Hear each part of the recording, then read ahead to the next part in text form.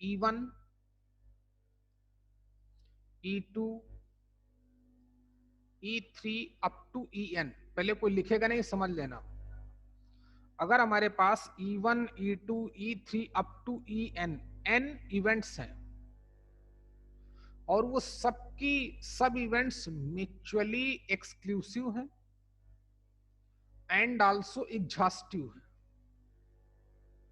ये सब पहले लेक्चर में बोला था। लैंग्वेज म्यूचुअली एक्सक्लूसिव क्या होती है, एग्जॉस्टिव क्या होती है। म्यूचुअली एक्सक्लूसिव का मतलब किन्हीं भी दो का एक साथ अकरेंस इम्पॉसिबल है। एग्जॉस्टिव का मीनिंग सभी का अगर मैं यूनियन निकालूं तो वो एस के बराबर आ जाए, इन सभी का। म्यूचुअली एक्सक्लूसिव का मतलब दो का भी इंटरसेक्शन निकालूं तो कुछ भी कॉमन ना आए। एग्जॉस्टिव का मीनिंग इन सभी का यूनियन निकालूं तो सैंपल स्पेस एस के बराबर आ जाए। चलिए फिर से देखो। अगर हमारे पास E1 E2 E3 up to En n mutually exclusive and exhaustive events हैं और E कोई इवेंट है, क्या है, E कोई इवेंट है जो या तो E1 के साथ एसोसिएट है, या तो E2 के साथ एसोसिएट है, या तो E3 के साथ एसोसिएट है, या तो En के साथ एसोसिएट है। समझ में आया बेटा? तो बोलेगा कि इस इवेंट के किसी एक के साथ ही एसोसिएट होगी,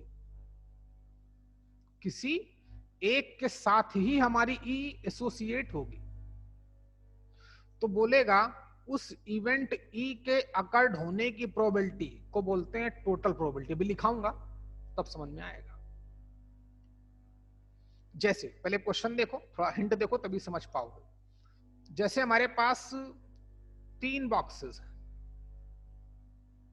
तीन box, box B1, box B2, box B3। इस बॉक्स में 4 रेड 5 व्हाइट बॉल्स हैं, इसमें 2 रेड 3 व्हाइट बॉल हैं, इसमें 4 रेड और 1 व्हाइट बॉल है। ठीक, बोला गया कि एक बॉल निकाली गई, रैंडमली एक बॉल निकाली गई और उस बॉल का कलर व्हाइट हो। क्या हो? उस बॉल का कलर क्या हो? व्हाइट हो। इस बात की प्रोबेबिलिटी बताओ। तो अब इवेंट हमारी ई क्या हो गई? एक व्हाइट बॉल को सिलेक्ट करना, लेकिन हमारे पास तीन तीन ऑप्शन है। मैं बैग 1 से भी निकाल सकता हूं, बैग 2 से भी निकाल सकता हूं, बैग 3 से भी निकाल सकता हूं। तो E1 E2 E3 ये कौन कौन सी इवेंट हो गई?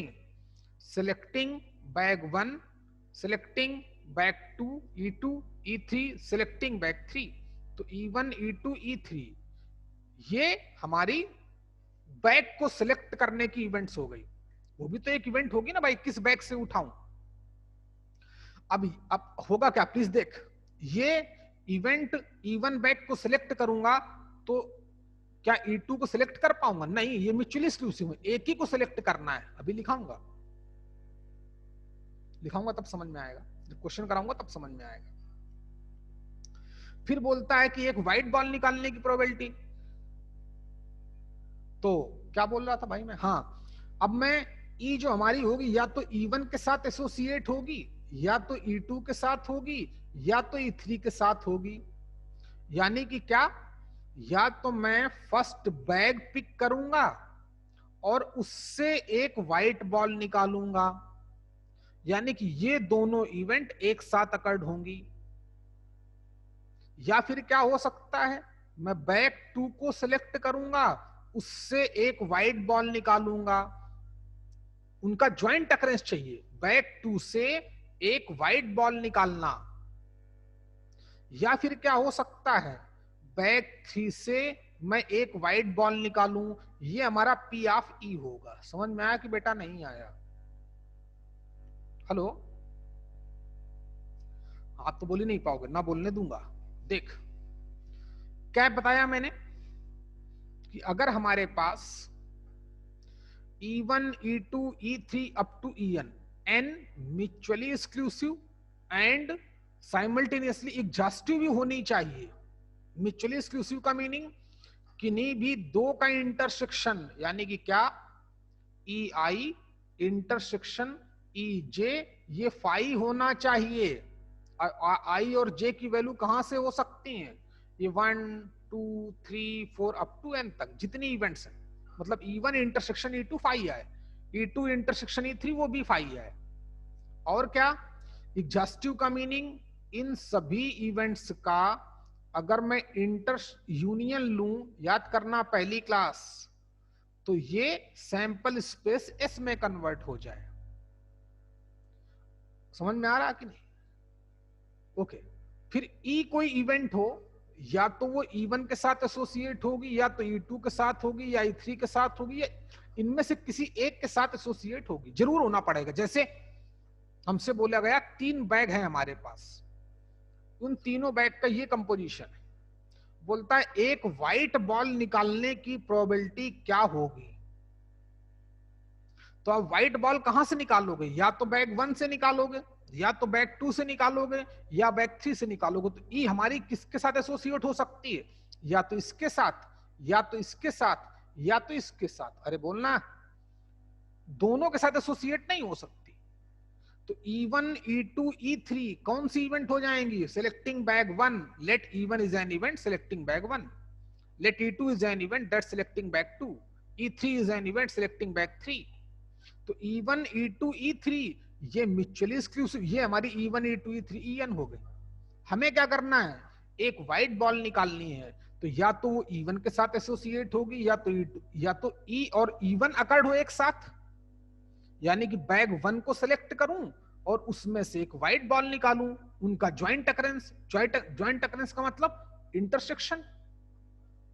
या फिर अब ऐसा थोड़ी कि मैं बैग 1 से निकाल लूंगा तो मैं दूसरे से भी निकालूंगा, हमें एक ही व्हाइट बॉल निकालनी है,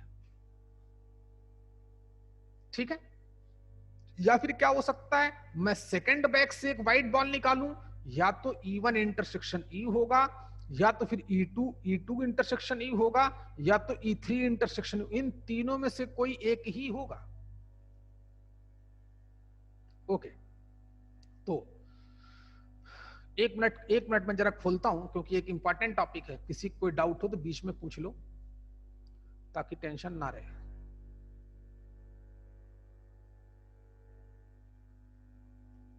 हेलो, हाँ बेटा, मैंने माइक खोला है, आप किसी कुछ डाउट है, पूछना है कुछ? हेलो, 1 बाय 1 बोलो।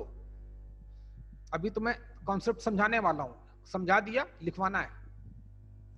इतनी बात समझ में आ गई बेटा सभी को? मैंने माइक खोल दिया, आप अपनी बात बोल सकते हो। सूरत, बच्चे बोलना है कुछ? जी सर। बोलो बेटा। सर ये जो आपने लास्ट पे बोला ना, P ऑफ E, ये फिर से आप रिपीट कीजिए। अभी मैंने कुछ नहीं लिखाया, अभी सिर्फ एक्सप्लेन कर रहा हूँ, जी सर। एग्जाम्पल के साथ एक्सप्लेन कर रहा हूँ। जैसे जी हमारे पास 3 बैग हैं, सब लोग सुनो एक बार फिर से, 3 बैग है, जी सर। और बोलता है कि एक व्हाइट बॉल निकालने की प्रोबेबिलिटी बताओ। तो इवेंट हमारी इस इवेंट के अकॉर्ड होने की प्रोबेबिलिटी पूछेगा, P ऑफ E। अब मैं किसी ना इन 3 में से किसी एक बैग से ही बॉल निकालूंगा, तो इन बैग को सिलेक्ट करना भी इवेंट हो गई। तो let E1 is an event selecting a ball, sorry, selecting bag 1, E2 is an event selecting bag 2, E3 is an event selecting bag 3। अब E जो होगी हमारी, जिस इवेंट के अकॉर्ड होने की प्रोबेबिलिटी निकालनी है, या तो E1 के साथ एसोसिएट होगी, या तो मैं पहली बैग से व्हाइट बॉल निकालूंगा E1 इंटरसेक्शन E, या तो मैं सेकंड बैग से एक व्हाइट बॉल निकालूंगा, या तो थर्ड बैग से एक व्हाइट बॉल निकालूंगा। बात समझ में आई बेटा? जी सर। ओके। और किसी को कोई डाउट? चलो समझो बच्चे, अब ये E1 intersection E, E2 intersection E, E3 intersection E। अच्छा बताओ, इसको मैं एक इवेंट बोलता हूं A, इसको इवेंट B, इसको इवेंट C। तो सूरत आप ही बताओ बेटा, है बच्चे ये तीनों इवेंट क्या म्यूचुअली एक्सक्लूसिव होंगी? क्या ए और बी दोनों एक साथ अकर्ड हो सकते हैं? No sir. बिल्कुल सही। ए एंड सी एक साथ अकर्ड हो सकते हैं? अरे हमें No, एक ही बॉल निकालनी है, एक ही बॉल या तो मैं निकालनी बैग 1 से ही व्हाइट बॉल निकाल लूंगा, या है। तो जी बैग सर। 2 से ही निकालूंगा, या तो बैग 3 से ही निकालूंगा। आर का मतलब यूनियन, समझ लेना, तभी कॉन्सेप्ट क्लियर होगा। इसके बाद प्रोबेबिलिटी खत्म हमारी आईटी लेवल की। फिर इसके बाद बेस थ्योरम बचेगी। बेस थ्योरम कुछ है ही नहीं, उससे आईटी वाला हर साल क्वेश्चन पूछता है, बोर्ड वाला भी क्वेश्चन पूछता है। आर का मतलब यूनियन, क्योंकि कल मैंने बताया था एक्चुअली में अब हमें क्या करना है, A union B union C निकालना है। अब ए बी और सी तीन के तीनों म्यूचुअली एक्सक्लूसिव इवेंट हैं, तो उनमें से एट लीस्ट वन का अकर्ड होना किसके बराबर आएगा? P A plus P B plus P C के बराबर आएगा। एडिशनल थ्योरम ऑफ प्रोबेबिलिटी कल बताई थी कि नहीं? अगर ए बी सी तीन इवेंट्स हैं वो म्यूचुअली एक्सक्लूसिव हैं, तो उनमें से एट लीस्ट वन का अकर्ड होना उनके अलग अलग प्रोबेबिलिटीज के सम के इक्वल आता है। क्लियर हो गया? अब अपना, अब रही बात, इसको और आगे बढ़ाएंगे। बहुत प्यारी प्यारी मैथ चलेगी यहाँ पर। डायरेक्ट आईटी वाला क्वेश्चन पूछता है, याद रखना, हर साल पूछता है। या तो इससे पूछेगा या तो बेस थ्योरम से पूछेगा, बस दो ही कॉन्सेप्ट से पूछता है, क्योंकि यही पूरी प्रोबेबिलिटी लग जाती है। म्यूचुअली एक्सक्लूसिव भी यहाँ पे इन्वॉल्व हुआ है, जस्टिव भी इन्वॉल्व हुआ है। समझ रहे हो कि नहीं? सीखते रहना। अच्छा लिखो बेटा कॉन्सेप्ट, स्टेटमेंट लिखो, या टोटल प्रोबेबिलिटी का नाम डाल के लिखना शुरू करो। इफ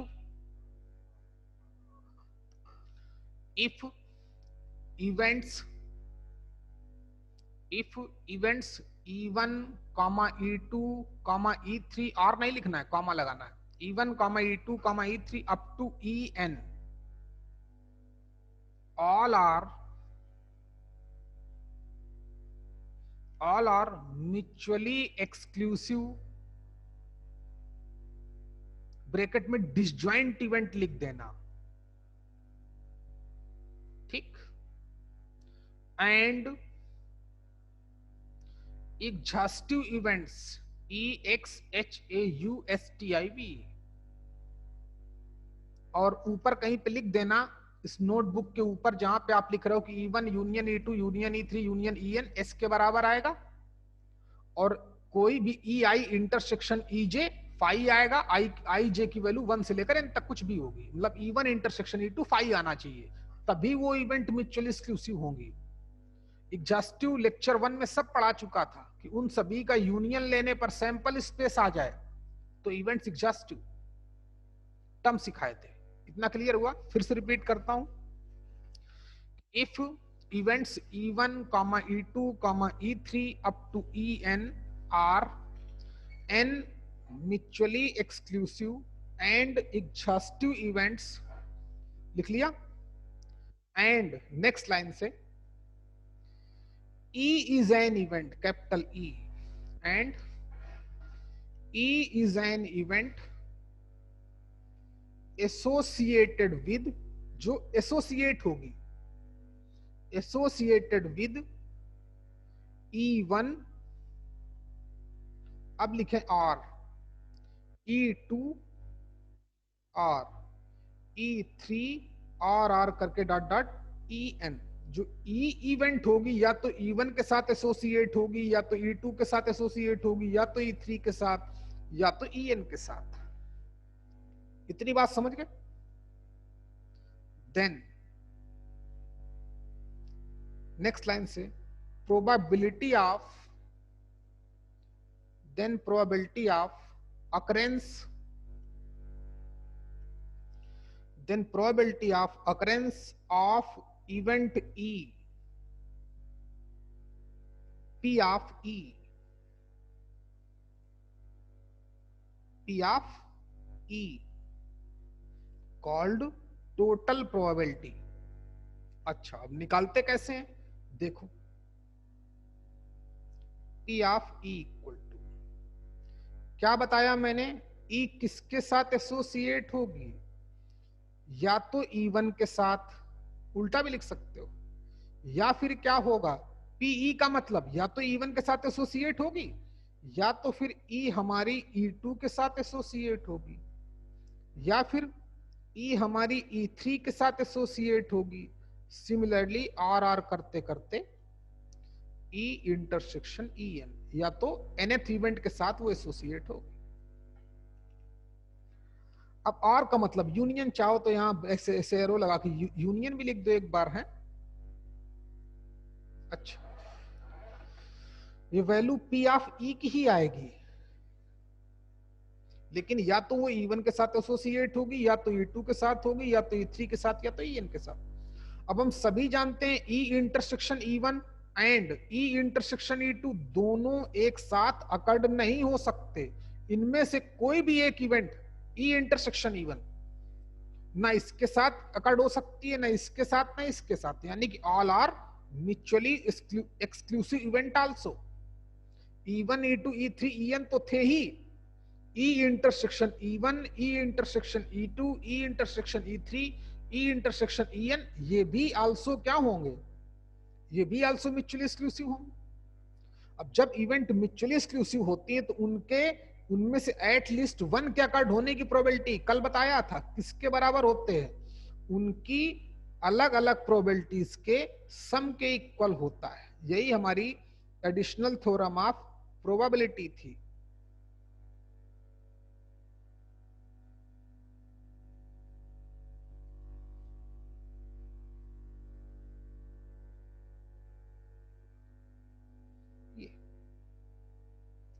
ठीक, अब इसको कैसे निकालें, मैं इसको और थोड़ा आसान किए देता हूं, आप सीखो।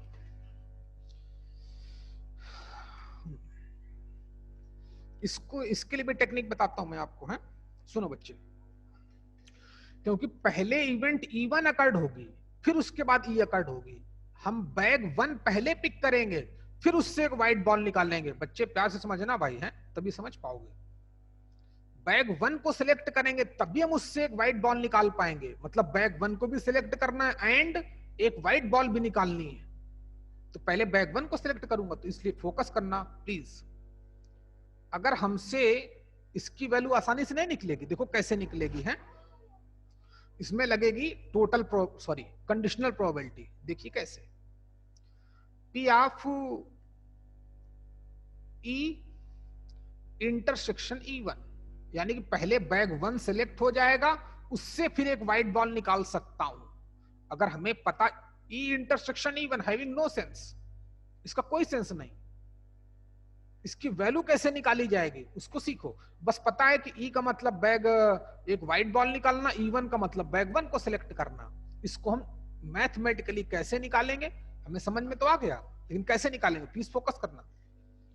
तो कंडीशनल प्रोबेबिलिटी क्या बोलती है, P of A upon B किसके बराबर होता है, P of E intersection E1 upon किसके, P ऑफ E1 के। तो यहां से मैं P of E intersection E1 की वैल्यू यहां निकाल लूंगा, P of E intersection E2 की वैल्यू यहां से निकाल दूंगा। तो P ऑफ E किसके इक्विवेलेंट आया, P of E1 into P of E while E1 is occurred। अब ये बिल्कुल क्लियर है, बैग 1 को सिलेक्ट करने की प्रोबेबिलिटी इनटू बैग 1 सिलेक्ट हो चुका है उससे एक व्हाइट बॉल निकालने की प्रोबेबिलिटी, ये इसका मतलब होगा। क्लियर हो गया क्या बच्चे? ऐसा तो नहीं है कि पहले मैं व्हाइट बॉल निकाल लूं फिर बैग 1 को सिलेक्ट करूं। तो पहले बैग 1 को सिलेक्ट करना पड़ेगा, उसके बाद उससे व्हाइट बॉल निकालनी पड़ेगी। देखते हैं क्या चैट भेजा भाई किसने।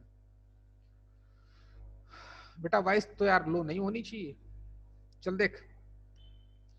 प्लस सिमिलरली इसकी वैल्यू कैसे निकाल सकता हूं, P of E2 into P of E while E2 is occurred। इसको हटा दूं बच्चे, इसको आप नीचे लिख लेना कहीं पर है, मुझे पूरा कॉन्सेप्ट लिखना, मैं आपके लिए लिख भी दूंगा। इसी तरीके से हम हर एक की वैल्यू निकाल लेंगे, प्लस प्लस प्लस। सिमिलरली इसकी भी ऐसे वैल्यू निकाल लेंगे, P of E3 into P of E upon E3, plus plus plus plus plus. ये कहानी कहां तक जाएगी, P of EN into P of E while E1 is occurred। ऐसे टोटल प्रोबेबिलिटी निकाली जाती है। ऐसे टोटल प्रोबेबिलिटी निकालते हैं। नोट करो बच्चे सभी लोग। चलो यहां से बेस थ्योरम में निपटा दो हैं। चाहो तो आपकी एनसीईआरटी का पहला क्वेश्चन जो होगा वो पूछो, जरा देखें। जो टोटल प्रोबेबिलिटी और बेस थ्योरम पे पहला क्वेश्चन होगा वो इसी का क्वेश्चन है। जरा पढ़ो बच्चे पहला क्वेश्चन, कोई भी एनीवन। पहले तो इसको नोट करो। हाँ, ये कहां से आया तो इसको मैं बता देता हूं। P of E upon E1 ये किसके इक्वल आएगा? इसको हम P of E intersection E1 upon P of E1 लिख सकते हैं। तो यहां से हमने इन सभी ई ऑफ इंटरसेक्शन ई1 की वैल्यू निकाल ली। ऐसे निकलेगा पी ऑफ ई। ये फार्मूला याद रखना पड़ेगा। इसको हम लोग ऐसे भी लिख सकते हैं समेशन के फॉर्म में, summation P of E I into P of E upon E I. और आई की वैल्यू कहां से कहां तक जाएगी? आई की वैल्यू 1 से लेकर n तक जाएगी। बात एक की, समेशन पता है ना? जिसमें समेशन यूज करता है उसकी वैल्यू 1/1 डालेंगे तो आई की वैल्यू 1 डालूंगा तो यही आ जाएगा, 2 डालूंगा तो यही आ जाएगा, 3 डालूंगा तो यही आ जाएगा, n डालूंगा तो यही आएगा। मतलब समेशन का मतलब सम, उन सभी का सम करना है। इसलिए ये भी लिख सकते हो, ये भी लिख सकते हो। बात एक की। बच्चे कोई भी कोई भी क्वेश्चन पूछो आप। जो हमारी एक्सरसाइज होगी 0.4 नहीं, 0.4 नहीं, 0.2 होगी प्रोबेबिलिटी की एक्सरसाइज। पढ़ जरा बेटा उसका पहला क्वेश्चन, पढ़ जरा क्या है। 0.2 है कि 0.3 है मुझे आइडिया नहीं, बुक होती तो पता चलता। बच्चे कोई भी पढ़ो भाई एक क्वेश्चन, ताकि समझ में तो आए। हेलो,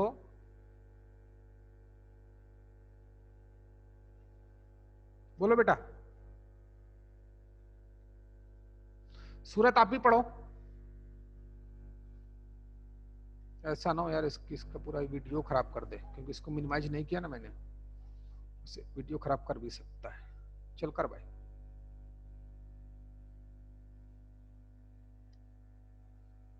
पूछो भाई।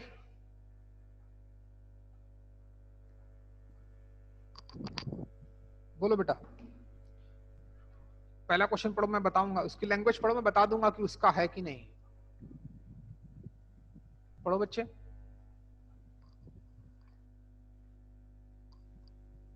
पढ़ो, डरो नहीं बेटा। सूरत पढ़ जल्दी से। Bag 1 contains 3 red and 4 black balls, while another bag एक मिनट बेटा, बैग 1 कितना क्या कंटेन करता है? 3 red and 4 black balls. And 4 black balls. Okay. और Bag 2 contains 5 red और and 6 black balls. ओके, बस। One ball is drawn at random okay. from one of the bags and it is found to be red. हाँ, Find the probability that it was drawn from bag 2. ये हो गई Bayes theorem. ये क्या हो गई? Bayes theorem. ये हो गई बेस थ्योरम। उससे ये कौन सा क्वेश्चन था? पहला तो होगा नहीं क्वेश्चन ये दूसरा या तीसरा क्वेश्चन होगा?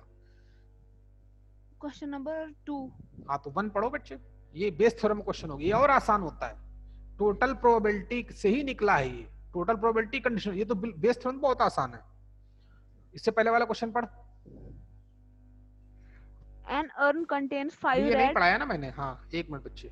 एन अर्न कंटेन कितना? 5 red okay. and 5 black balls. Okay. A ball is drawn at random. Okay. Its color is noted and is returned to the urn. Okay. Moreover, 2 additional balls of the color drawn are put in the urn. Okay. And then a ball is drawn at random. Okay. What is the probability that the second ball is red? Okay, सुनो। ये हमारा question है किसका? Total probability का। ये बिल्कुल IT question है। Current year में आईटी ने पूछा था 2014-15 में। देखिए, समझो भाई। तो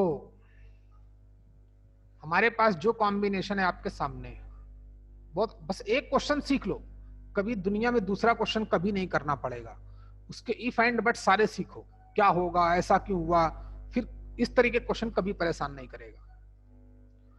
एक हमारे पास अर्न है, उसके पास 5 रेड एंड 5 ब्लैक बॉल्स है।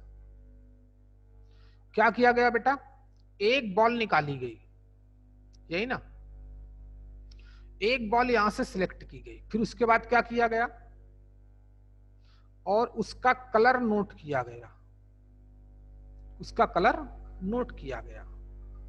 फिर बच्चे बोलो, पूरी बात बोलो, हेलो, हाँ।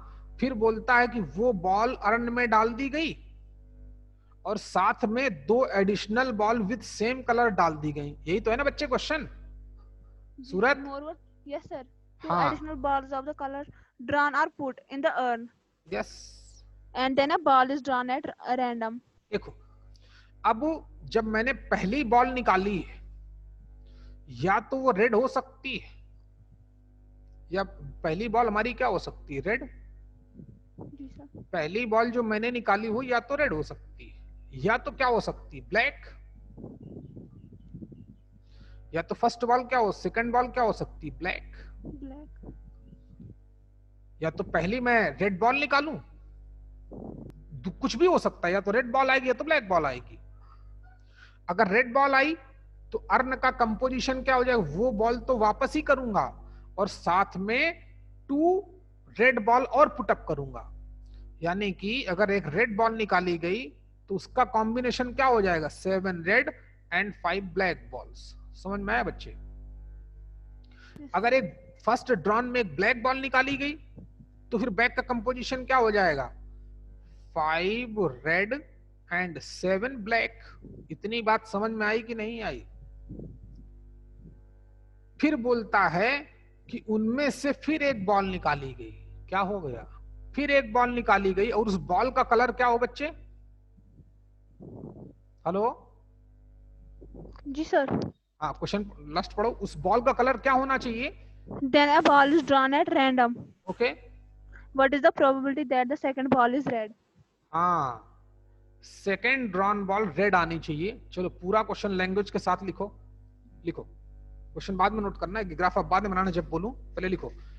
जिस इवेंट को अकर्ड होने की प्रोबेबिलिटी निकालनी होगी उसको हम इवेंट ई बोलेंगे। लिखो, let E is an event, let E is an event selecting a red ball in second drawn। जिस इवेंट के अकर्ड होने की प्रोबेबिलिटी चाहेगा उसको E बोलेंगे। जब दोबारा बॉल ड्रा की जाए तो उसका कलर रेड होना चाहिए, ये क्वेश्चन की डिमांड है। अच्छा, लेकिन ये हमारा किससे किसके एसोसिएट हो सकता है, डिपेंड करेगा कि पहली बार जब बॉल निकाली गई वो या तो रेड होगी या तो ब्लैक होगी, कुछ नहीं बताया। तो जो E1 और E2 इवेंट होंगी तो वो क्या हो जाएंगी, लिखो बच्चे। ई हमारी किसके साथ एसोसिएट हो गई, कि अगर मैं फर्स्ट ड्रॉन बॉल रेड होगी, बोलना बच्चे, या तो इसके साथ एसोसिएट होगी या तो इसके साथ एसोसिएट होगी, कि पहली बार जब रैंडमली एक बॉल पिक की गई या तो वो रेड होगी या तो ब्लैक होगी। तो E जो हमारी इवेंट है, एक रेड बॉल पिक करना, तो या तो वो E1 के साथ एसोसिएट होगी या तो E2 के साथ एसोसिएट होगी। तो नेक्स्ट लाइन से, E1 and E2 are events and E1 and E2 are events selecting a red ball and कुछ भी लिखो, selecting a red ball and a black ball in first drawn, जब पहली बार बॉल ड्रॉ की गई, simultaneously. समझ में आ गया बच्चे? E1 क्या इवेंट है, कि पहली बार फर्स्ट ड्रॉन में एक रेड बॉल को पिक करना, E2 क्या इवेंट है, फर्स्ट ड्रॉन में एक ब्लैक बॉल को पिक करना। अच्छा, तो फिर वो जानना क्या चाहता है, जानना चाहता है P ऑफ E। बाद में नोट करना जब मैं बोलूं, पहले समझ तो लो भाई, एक बार फील हो गया सब्जेक्ट फिर कभी क्वेश्चन दिक्कत नहीं होती। फिर प्रॉब्लम होगी आपका इसका, इसको बेसिक आता है कि नहीं, बेसिक का मतलब P एंड C। चलिए, P ऑफ E किसके, या तो किसके साथ एसोसिएट होगी, E इंटरसेक्शन E1, चाहे तो आप डायरेक्ट लिख दें लेकिन आप डायरेक्ट मत लिखें, या तो फिर किसके साथ एसोसिएट होगी, E इंटरसेक्शन E2। अभी बता चुका था, पूरा प्रूफ किया था। तो इसको हम क्या लिख सकते हैं, E इंटरसेक्शन E1, चाहे तो डायरेक्ट लिख दें चाहे तो ऐसे ऐसे लिख दें, plus P of E intersection E2, इसलिए मैंने प्रूफ किया था पूरा। अब P of E intersection E2, E intersection E1 को क्या लिखा था, PE1 into PE while E1 is occurred plus PE2 into PE while E2 is occurred। यही तो लिखा था टोटल प्रोबेबिलिटी को, क्योंकि यहां पर दो ही पॉसिबिलिटी है। तो PE1 निकालना है, PE अपन E1 निकालना है, PE2 निकालना है, PE अपन E2 निकालना है, फार्मूले में डालना है, आंसर मैच हो जाएगा। चल ये ग्राफ बना ले बेटा, इतनी लैंग्वेज लिखने के बाद ये ग्राफ बनाओ।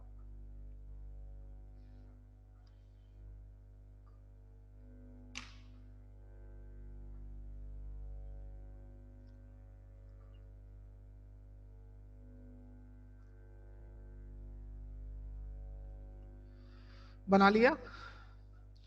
जिस दिन आप मानना सीख जाओगे कि E किसको बोलना है, E1 क्या होगी, E2 क्या होगी, समझ जाना 97% क्वेश्चन हो जाएगा। 3% क्वेश्चन आप पे डिपेंड करेगा बेसिक पे। चलिए खत्म करता हूं क्वेश्चन को। देखो बच्चे,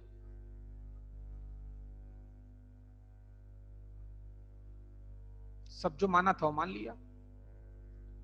अच्छा भाई, ये बताओ PE1 क्या है। वॉइस थोड़ा तुम भी बोला करोगे, PE1 का मतलब क्या है, क्योंकि PE1 निकालनी पड़ेगी, PE2 निकालना पड़ेगा। PE1 का मतलब क्या है बच्चे, पहली बार बॉल ड्रा की जाए और उसका कलर रेड हो, तो इस कॉम्बिनेशन में एक रेड बॉल निकालने की प्रोबेबिलिटी तो NE अपॉन NS। अब टोटल रेड बॉल कितनी है, 5, उसमें से एक रेड बॉल सिलेक्ट करना, मतलब 5C1, ये N ऑफ E1 हो गया। टोटल कितनी थी 10, यानी कि 10C1 हो गया, यानी कि आंसर कितना आ गया बच्चे 1/2, 5 अपॉन 10। समझ में आ रहा कि दोबारा समझाऊं, P ऑफ E2 का मतलब selecting a black ball in first drawn, इस इवेंट के अकरेंस के चांसेस। आल्सो कितना, ब्लैक बॉल्स कितनी है 5, तो यानी कि 5C1 अपॉन 10C1 आल्सो 1/2। तो PE1 की वैल्यू 1/2, PE2 की वैल्यू 1/2, दो काम हो चुके हैं। अब ये निकालना है, थोड़ा कलर चेंज करता हूं, चल भाई तुम्हारे हिसाब ब्लू कलर करता हूं। PE अपॉन E1, बच्चे सूरत इसका क्या मतलब है, या और किसी बच्चे का, एक और बच्चा था पहले आया था, क्या नाम उसका भाई, हेलो बोल भैया। Probability of E while E1 is occurred। हाँ, इसका मतलब क्या है, सेंस क्या निकलता है, वो तो ठीक, कि पहली बार जब मैंने बॉल निकाली थी वो रेड आ चुकी है, जब बॉल रेड आ चुकी है उसके बाद मैं सेकंड ड्रॉन करने वाला हूं और रेड बॉल चाहिए। देख, जब पहली बार रेड बॉल निकालोगे तो अर्न की पोजीशन क्या हो जाएगी, अर्न हमारा इसमें रिड्यूस हो जाएगा। समझ में आ रहा कि नहीं आ रहा रे, जब पहली बार रेड, ये जॉब कंप्लीट हो चुकी है, E1 इज अकर्ड। E1 क्या था, पहली बार में एक रेड बॉल निकाली जाएगी, फिर उसकी कंडीशन क्या थी, जब उसका कलर नोट किया जाएगा, बॉल निकालने के बाद उस कलर की वो बॉल वापस कर दी जाएगी और साथ में दो और उसी कलर की बॉल वापस कर दी जाएंगी अर्न में, तो अर्न की पोजीशन ये हो जाएगी। अब इस पोजीशन में से एक रेड बॉल निकालना है। समझ में आया क्या बच्चे? Yes sir. ओके, तो अब हमारे पास जब E1 अकर्ड हो जाएगी तो बैक अर्न की पोजीशन ये हो जाएगी। जब अर्न की ये पोजीशन होगी तो इससे एक रेड बॉल निकालने की प्रोबेबिलिटी वही हमारी PE/E1 होगी।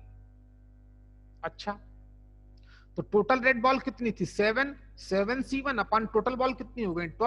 12 C1। आंसर कितना आ गया? 7/12।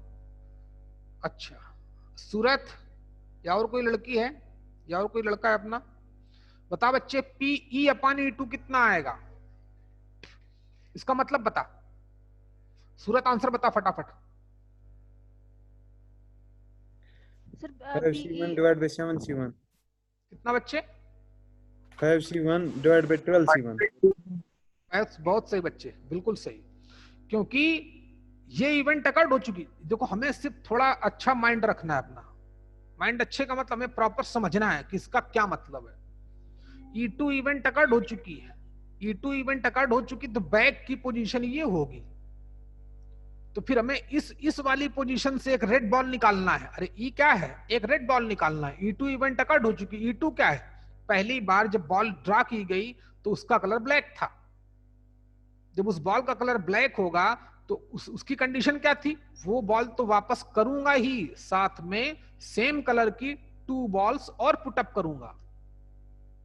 तो बैक का कंपोजिशन 5 रेड एंड 7 ब्लैक हो जाएगा। अब इस पोजीशन में से हमें एक रेड बॉल निकालनी है। ये PE/E2 है। बहुत छोटा दिख रहा है, लेकिन मतलब समझ रहे हो बच्चे कितना बड़ा है। अब बाकी क्वेश्चन करना सबको आता है। टोटल कितनी थी रेड? हमें रेड बॉल निकालनी है इस कंपोजिशन में से। तो यानी रेड बॉल कितनी है? 5C1 अपान कितना? 12C1। वैल्यू डालना, आंसर मैच करा लेना। 1/2. 1/2 इंटू कितना? 7/12 प्लस 1/2 इंटू कितना रे? 5/12। आंसर आता है 1/2. क्या रे? क्या भैया? 1/2 आंसर। चेक कर लेने दो। तो हमारे पास क्या आंसर आ गया? 2 इंटू 1/12 कॉमन दिख रहा है, तो न्यूमरेटर से क्या मिला? 7 + 5 यानी कि 12। आंसर कितना आया? 1/2। यही आंसर आ रहा है, वो चेक कर लेना अपना आंसर। चेक कर, आंसर आ रहा है कि नहीं?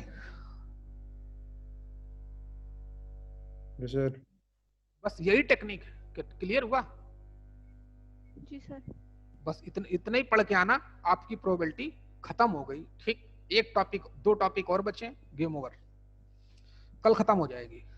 कल का मतलब जो मेन टॉपिक है जिससे लोग डरते हैं, बेस थ्योरम, वो कुछ है ही नहीं। सिर्फ टोटल प्रोबेबिलिटी और कंडीशनल प्रोबेबिलिटी का एप्लीकेशन है बस। वो भी बहुत छोटा सा एप्लीकेशन है, एक लाइन का एप्लीकेशन है।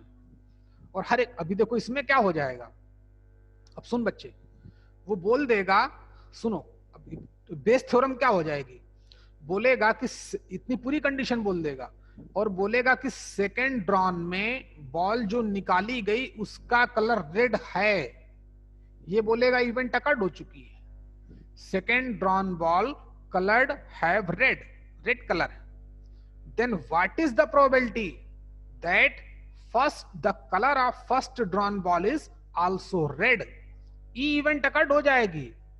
अब बोलेगा इसके अकर्ड होने की क्या कंडीशन होगी? उल्टा घुमाएगा। यानी कि क्या पता करना है? PE1/E पता करना है। यानी कि कंडीशनल प्रोबेबिलिटी है ये आपको सिर्फ मुझे 3 मिनट बचेंगे इसको एक्सप्लेन करने में। क्वेश्चन अपने आप खत्म हो जाएगा। क्लास ओवर भाई, कल मिलते हैं भाई। हैं? Okay sir. पूरा पढ़ना भाई, जो पढ़ाया था मैंने पूरा रिवाइज करके आना, सारे क्वेश्चन खत्म हो जाएंगे। बंद करता हूं।